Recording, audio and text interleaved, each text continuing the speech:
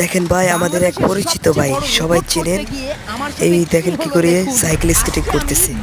ভিডিওটা ভালো লাগে চ্যানেলটাকে সাবস্ক্রাইব করে লাইক দিয়ে দিবেন।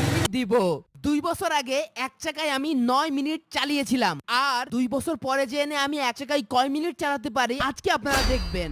গাইস, বিসমিল্লাহ বলে শুরু করলাম, কিন্তু প্রথমবার পড়ে গেলাম, দ্বিতীয়বারও পড়ে গেলাম। ওরে ওরে, ওহ, মনে হচ্ছে না আমি রেকর্ডটা ব্রেক করতে পারবো। আবার শুরু করলাম, দেখা যাক এইবার কতদূর যেতে পারি। গাইস, স্ক্রিনে তোমরা টাইমার দেখতে পাচ্ছ।